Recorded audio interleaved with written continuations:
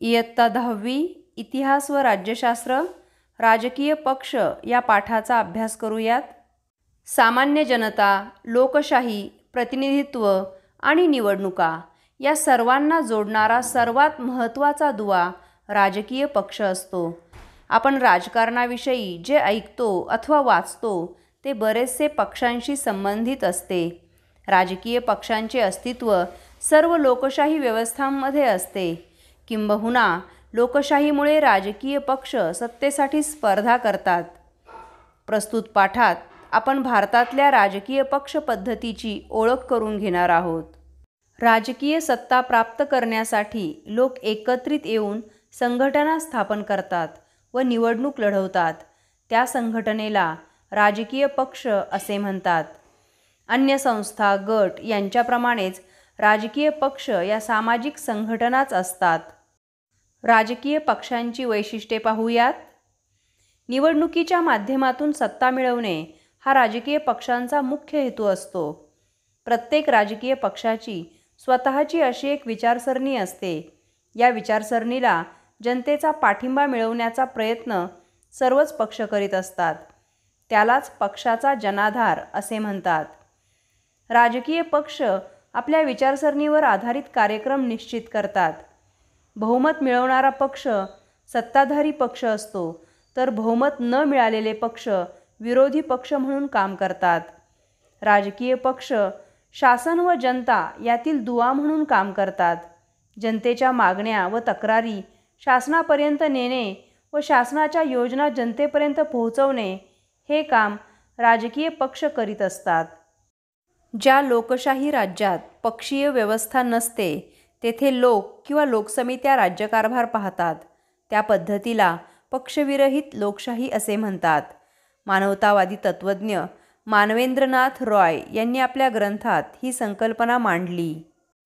महात्मा गांधी, विनोबा भावे व जयप्रकाश नारायण यांनी पक्षविरहित लोकशाहीची कल्पना मांडली होती. पक्षपद्धतीतील उणिवा, गैरव्यवहार, स्पर्धा या दोषामुळे पक्षपद्धतीला या नेत्यांनी विरोध केला होता. राजकीय पक्ष सत्तेसाठी झगडतात, गैरप्रकार करतात, भ्रष्टाचार करतात. परिणामतः लोकांची सत्ता अनुभवता येत नाही. म्हणून पक्षपद्धती नष्ट झाली पाहिजे.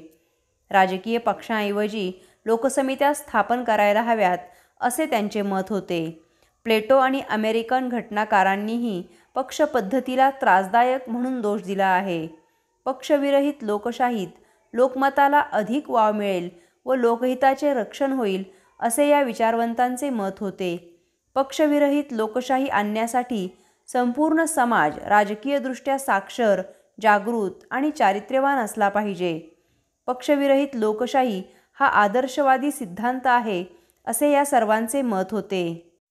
एकाच पक्षाच्या हाती दीर्घकाळ सत्ता व अन्य पक्ष प्रभावहीन असल्यास ती एकपक्ष पद्धती असते. राजकारणात दोन पक्ष प्रभावी व सत्ता आलटून पालटून या दोन पक्षांच्याच हाती असणे ही द्विपक्ष पद्धती असते.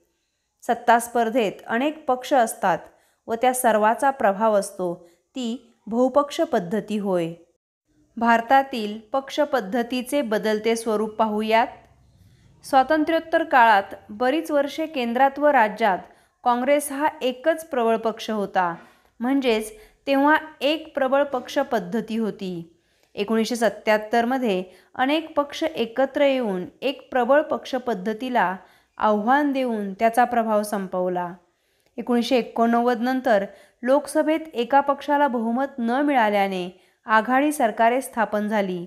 सुरुवातीस अस्थिर असणारी आघाडी सरकारे 1999 नंतर स्थिरावली. पक्षांचे दोन प्रकार होतात, राष्ट्रीय पक्ष आणि प्रादेशिक पक्ष. राष्ट्रीय पातळीवर कार्य करणारा पक्ष तो राष्ट्रीय पक्ष आणि राज्य पातळीवर प्रभावी असणारा पक्ष तो प्रादेशिक पक्ष. निवडणूक आयोग संविधानाने निश्चित केलेल्या निकषांच्या आधारे पक्षांना राष्ट्रीय पक्ष वा प्रादेशिक पक्ष म्हणून मान्यता देतो. निवडणूक आयोगच पक्षांना निवडणूक चिन्हांचे वाटप करतो. राष्ट्रीय पक्षाविषयी माहिती घेऊयात. राष्ट्रीय पक्ष मान्यतेचे निकष पाहूयात. 4 किंवा अधिक राज्यांमध्ये लोकसभा किंवा विधानसभेच्या मागील निवडणुकीत 6% मते मिळवणारा पक्ष तसेच मागील निवडणुकीत पक्षाचे किमान 4 सदस्य लोकसभेवर निवडून आले पाहिजेत किंवा एकूण लोकसभा मतदारसंघाच्या किमान 2% मतदारसंघातून तसेच किमान 3 राज्यांमधून उमेदवार निवडून येणे आवश्यक असते. भारतातील राष्ट्रीय पक्ष पाहूयात. 1885 साली भारतीय राष्ट्रीय काँग्रेसची स्थापना झाली. स्थापनेच्या वेळी काँग्रेस ही सर्वसमावेशक स्वरूपाची राष्ट्रीय स्वातंत्र्यासाठी प्रयत्न करणारी चळवळ होती. त्यामुळे त्यात विविध विचारसरणीचे गट एकत्र आले होते. स्वातंत्र्योत्तर काळात काँग्रेस एक सर्वात प्रभावी पक्ष म्हणून आकारास आला. धर्मनिरपेक्षता, सर्वांगीण विकास, दुर्बल घटकांसाठी आणि अल्पसंख्याक वर्गासाठी समान हक्क, व्यापक समाज कल्याण हे या पक्षाचे सुरुवातीपासून धोरण आहे. त्यानुसार या पक्षाने अनेक कार्यक्रम राबवले. लोकशाही, समाजवाद, आंतरराष्ट्रीय शांतता व सामाजिक समता यांवर या पक्षाचा विश्वास आहे. भारतीय कम्युनिस्ट पक्ष मार्क्सवादी विचारसरणीवर आधारलेल्या या पक्षाची स्थापना 1925 साली झाली. भारतातला हा एक जुना पक्ष आहे. मजूर, कष्टकरी वर्ग व कामगारांच्या हितासाठी हा पक्ष कार्य करतो. या पक्षाचा भांडवलशाहीला विरोध आहे. 1962च्या सुमारास चीन व सोव्हिएत युनियन या दोन्ही साम्यवादी देशांपैकी कोणाचे नेतृत्व स्वीकारायचे यावरून या पक्षातील नेत्यांमध्ये वैचारिक मतभिन्नता निर्माण झाली व भारतीय कम्युनिस्ट पक्षात फूट पडली व त्यातून कम्युनिस्ट पक्ष मार्क्सवादी हा पक्ष स्थापन झाला. भारतीय जनता पक्ष. भारतीय जनता पक्ष हा राष्ट्रीय स्तरावरील एक महत्त्वाचा पक्ष आहे. भारतीय जनसंघ हा पक्ष 1951 मध्ये स्थापन झाला. 1977 मध्ये स्थापन झालेल्या जनता पक्षात भारतीय जनसंघ विलीन झाला. परंतु जनता पक्षाचे हे स्वरूप फार काळ टिकले नाही. पक्ष फुटला व त्यातील भारतीय जनसंघाने भारतीय जनता पक्ष या नावाने 1980 मध्ये नवा पक्ष स्थापन केला. प्राचीन भारतीय संस्कृती, परंपरा यांचे जतन केले पाहिजे अशी या पक्षाची भूमिका आहे. आर्थिक सुधारणांवर या पक्षाचा भर आहे. भारतीय कम्युनिस्ट पक्ष मार्क्सवादी, समाजवाद, धर्मनिरपेक्षता आणि लोकशाही यांचा हा पक्ष पुरस्कार करतो. साम्राज्यवादास या पक्षाचा विरोध आहे. कामगार, शेतकरी, शेतमजूर यांच्या हितसंबंधाची जपणूक करणे हे या पक्षाचे धोरण आहे. बहुजन समाज पक्ष. बहुजन समाज पक्ष हा समाजवादी विचारसरणीचा पक्ष आहे. बहुजनांचे हित हे या पक्षाचे उद्दिष्ट असून 1984 साली या पक्षाची स्थापना झाली. दलित, आदिवासी, इतर मागासवर्गीय आणि अल्पसंख्य यांचा समावेश बहुजन या शब्दात होतो. बहुजन समाजाला सत्ता मिळवून देणे हे या पक्षाचे उद्दिष्ट आहे. काँग्रेस पक्षामधून बाहेर पडून राष्ट्रवादी काँग्रेस पक्षाची स्थापना 1999 मध्ये झाली. लोकशाही, समता, धर्मनिरपेक्षता या मूल्यांवर पक्षाचा विश्वास आहे. काँग्रेस पक्षाबरोबर युती करून हा पक्ष 1999 ते 2014 पर्यंत महाराष्ट्रात सत्तेवर होता. तसेच केंद्रामध्येही 2004 ते 2014 इतक्या प्रदीर्घ काळात हा पक्ष काँग्रेसच्या नेतृत्वाखालील आघाडीचा एक घटक पक्ष होता. ऑल इंडिया तृणमूल काँग्रेस या पक्षाची स्थापना 1998 मध्ये झाली. 2016 मध्ये निवडणूक आयोगाने या पक्षाला राष्ट्रीय पक्ष म्हणून मान्यता दिली. लोकशाही, धर्मनिरपेक्षता आणि दुर्बल घटकांचे संरक्षण हे या पक्षाचे धोरण आहे. धर्म, परंपरा, भाषा, संस्कृती आणि भूप्रदेश यांबाबतीत भारतात विविधता आहे. या सर्वांबाबत आपल्याला आत्मीयता असते. आत्मीयतेतूनच पुढे अस्मिता जागृत होते. अस्मिता मोठे रूप धारण करू लागली की प्रादेशिकता निर्माण होते. आपली भाषा व प्रदेश यांचा विकास व्हावा, त्या प्रदेशातील साधनसामग्री आणि रोजगाराच्या संधी यांवर आपलाच हक्क असावा, या भावनेतून पक्षांची निर्मिती होते. प्रादेशिक अस्मितेतून गट, संघटना निर्माण होतात. आपल्या प्रदेशाच्या वेगळेपणाबद्दल अभिमान बाळगणाऱ्या आणि त्याचा विकास करण्यासाठी सत्तेच्या स्पर्धेत उतरणाऱ्या राजकीय गटांना प्रादेशिक पक्ष असे म्हणतात. प्रादेशिक पक्षांचा प्रभाव आपल्या प्रदेशापुरताच मर्यादित असतो. प्रदेशातील आपल्या प्रभावातून हे पक्ष राष्ट्रीय राजकारणावर छाप टाकतात. प्रादेशिक पक्ष मान्यतेचे निकष पाहूयात. लोकसभा किंवा विधानसभेच्या मागील निवडणुकीत किमान 6% मते आणि किमान 2 सदस्य विधानसभेवर निवडून येणे आवश्यक असते किंवा विधानसभेच्या एकूण सदस्य संख्येच्या किमान 3% जागा किंवा किमान 3 जागा प्राप्त करणे आवश्यक असते, तेव्हा त्या पक्षास प्रादेशिक पक्ष म्हणून मान्यता मिळते. प्रादेशिक पक्ष प्रादेशिक समस्यांना प्राधान्य देतात. आपल्या प्रदेशाचा विकास या मुख्य उद्दिष्टातून कधी स्वतंत्र राज्याची तर कधी स्वायत्ततेची मागणी करतात. प्रादेशिक अस्मितेला महत्त्व देऊन संघ शासनाला सहकार्य करतात. प्रादेशिक समस्या प्रादेशिक पातळीवरच हाताळाव्यात. प्रदेशातील सत्ता प्रदेशातील व्यक्तींच्याच हातात असावी. प्रशासनात आणि व्यवसायांमध्ये प्रदेशातील लोकांनाच अग्रक्रमाने संधी द्यावी, याबाबत आग्रह प्रादेशिक पक्षांचा असतो. प्रादेशिक पक्षांचे बदलते स्वरूप पाहूयात.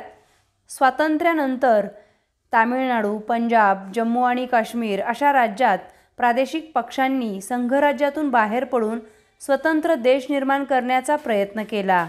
त्यानंतरच्या काळात स्वातंत्र्याच्या मागणीऐवजी हे पक्ष अधिक स्वायत्ततेची मागणी करू लागले. 1990 नंतर शिवसेना, तेलुगू देसमसारखे प्रादेशिक पक्ष आपल्या राज्यात तसेच केंद्रात सत्तेची मागणी करू लागले. ईशान्य भारतातील प्रादेशिक पक्ष फुटीरतेच्या मागणीऐवजी स्वायत्ततेची मागणी करू लागले. प्रादेशिक पक्षांचा प्रवास फुटीरता, नंतर स्वायत्तता, नंतर संघ सरकारमध्ये सत्तेत सहभाग व त्यामुळे राष्ट्रीय प्रवाहात सामील होणे असा होत गेला. महाराष्ट्रात 1966 साली शिवसेना या प्रादेशिक पक्षाची स्थापना झाली. मराठी माणसांच्या हक्कांची जपणूक करणे आणि मराठी भाषेचे संवर्धन करणे ही या पक्षाची उद्दिष्टे आहेत. महाराष्ट्रात परप्रांतीयांच्या वाढत्या प्रभावाला या पक्षाचा विरोध आहे. 1995 साली भारतीय जनता पक्षाशी युती करून हा पक्ष महाराष्ट्रात तर 1998 ते 2004 पर्यंत केंद्रात सत्तेत सहभागी होता. 2014 पासून हा पक्ष पुन्हा केंद्रात व महाराष्ट्रात सत्तेत सहभागी आहे. 1920 मध्ये पंजाब राज्यात शिरोमणी अकाली दलाची स्थापना झाली. पंजाबमधील हा महत्त्वाचा प्रादेशिक पक्ष आहे. धार्मिक आणि प्रादेशिक अस्मिता जोपासण्यास हा पक्ष प्राधान्य देतो. पंजाबमध्ये हा पक्ष अनेक वर्ष सत्तेत होता. जम्मू काश्मीरमध्ये 1932 साली नॅशनल कॉन्फरन्स या पक्षाची स्थापना झाली. काश्मीरी जनतेच्या हितसंबंधाची जपणूक करणारा, जम्मू काश्मीरची स्वायत्तता जपण्यासाठी प्रयत्नशील असणारा हा नॅशनल कॉन्फरन्स पक्ष आहे. 1985 साली आसाम राज्यात आसाम गण परिषद पक्षाची स्थापना झाली. या पक्षाची उद्दिष्टे पाहूयात. आसामचे सांस्कृतिक, भाषिक व सामाजिक वेगळेपण जपणे, आसामच्या आर्थिक विकासासाठी प्रयत्न करणे, आसामातील निर्वासितांचे प्रश्न सोडवणे. या उद्दिष्टपूर्तीसाठी आणि आसामच्या सर्वांगीण विकासासाठी 1985 साली सरकारशी वाटाघाटी करून आसाम करार करण्यात आला. द्रविड मुन्नेत्र कळघम पक्षाची माहिती घेऊयात. 1920 मधल्या जस्टिस पार्टी या ब्राह्मणेतर चळवळीचे रूपांतर द्रविड मुन्नेत्र कळघम या राजकीय पक्षात झाले. 1944 मध्ये जस्टिस पार्टी द्रविड कळघम म्हणून ओळखली जाऊ लागली. 1949 मध्ये यातून एक गट बाहेर पडला व त्या गटाने द्रविड मुन्नेत्र कळघम पक्ष स्थापन केला. त्यातूनही बाहेर पडलेल्या एका गटाने ऑल इंडिया अण्णा द्रविड मुन्नेत्र कळघम या पक्षाची 1972 मध्ये स्थापना केली. तमिळ अस्मिता जोपासण्याचे प्रयत्न या पक्षाने केले. इथे आपल्याला महाराष्ट्रातील प्रादेशिक पक्ष आणि त्यांचे विधानसभेतील प्रतिनिधित्व दिसत आहे. पक्षाचं नाव, निवडणुकीचं वर्ष आणि जिंकलेल्या जागा दिसत आहेत. निवडणूक वर्ष 2009 आणि निवडणूक वर्ष 2014 या 2 निवडणुकांमध्ये पक्षांना मिळालेल्या जागा आपल्याला पाहायला मिळत आहेत.